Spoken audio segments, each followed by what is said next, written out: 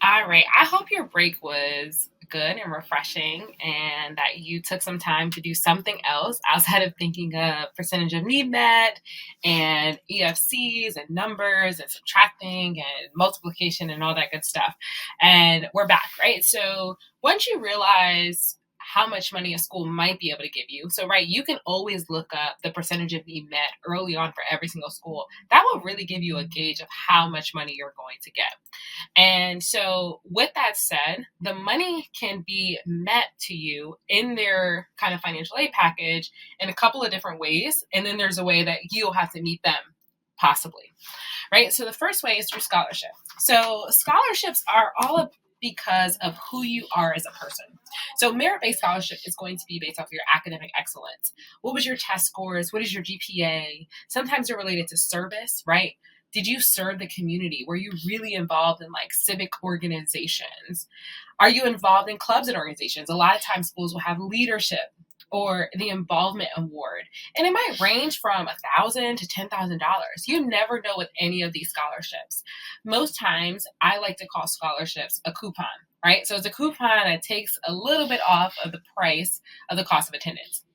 And then for some of you, if you're pursuing athletics, athletics might be in the form of a scholarship as well.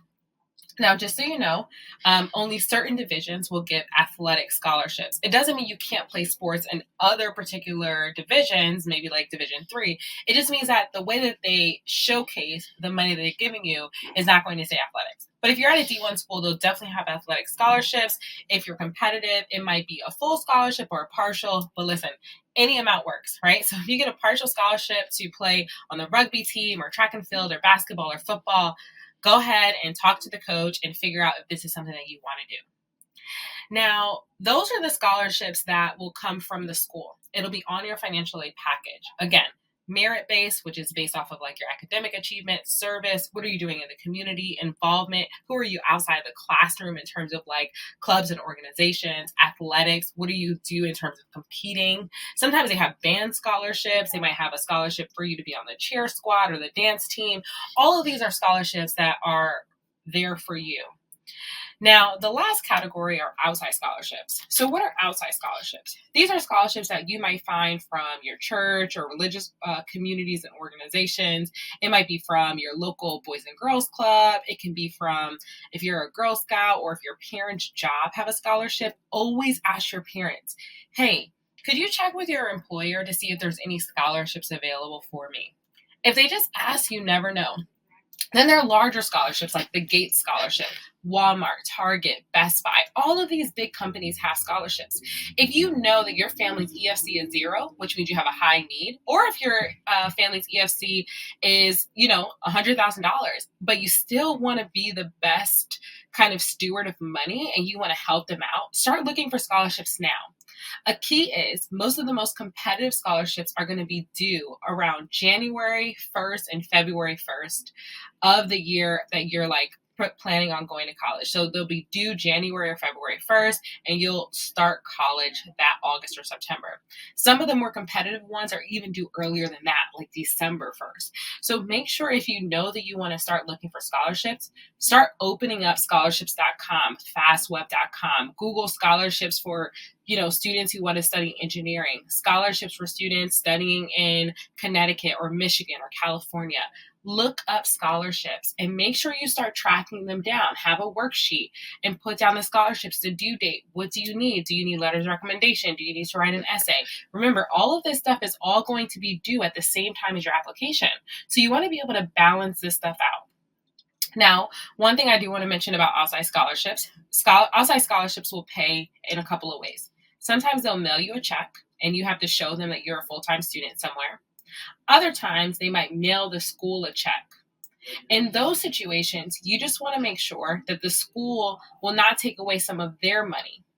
So sometimes it's like a balancing act. If a school says they meet 80% of your percent of need, if they decide to give you money and then they see that there's another piece of money that goes directly to the school, they might take away some of their money. So that happened to me. My dad's job paid 75% of my tuition.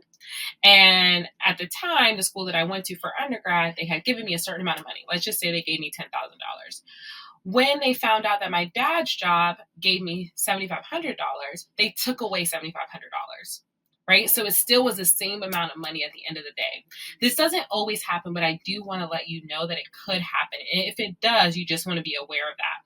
So the best scholarships are ones that really kind of pay you directly, but you still don't want to lose out on free money. Sometimes it could still work that it can be combined with the financial aid that the school gives you. Other of you have scholarships that are based off of like where you live and where you're going to go to school. Like if you're in a promise state and the promise scholarship allows you to go to a state school, just make sure that you know that those scholarships are only going to work towards those particular schools, whether it's a state school or a private school within the state or whatever the kind of ramifications are. Make sure you don't put that down as money for all schools. You want to treat it as school by school. So if you only have 3 schools in your state and you have a promise like scholarship that's available to you and you meet the criteria, then you can put those down for those schools. But make sure you look at the outside of the state schools a little bit differently so you know you're not going to get that particular money. So the next thing is you're going to get, or you could get, are grants. So these are government and school-based, right? So government grants like the Pell Grant are based off of income. School-based grants might be based off of other components that they might see that you might need. A lot of times it is based off of financial need, but not always. The thing that you want to know is that scholarships and grants are money that you do not need to repay back, right? These are free money for you to pay for school. Now, cash, you can have cash as well as ways to pay. So if you only owe, let's say, $500, you can pay in cash and you have 2 options. You can pay in a lump sum, right? And if your bill is $500, you're going to split that in 2 for each semester. So that means that you'll owe $250 for the fall, $250 for the spring, or you can choose to pay in a payment plan. Maybe your family can't do it, and so you don't have $500, so you want to work on campus or you want to get a job outside of campus, and you can say, hey, I'm going to put $50 a month, and at the end of the 10 months, $500. Right? So remember, with cash, you can pay in lump sum or you can pay in a payment plan. And towards the end of our program, we'll talk about how to set up your payment plan as well. And then lastly, there's loans. So the ways that you want to pay first are scholarships and grants. And then if there's any money that you have that's liquid, right, that you can use, whether it's through your family or a family friend, or it could be someone from the community that might be helping you, or your own savings that you've been able to kind of acquire.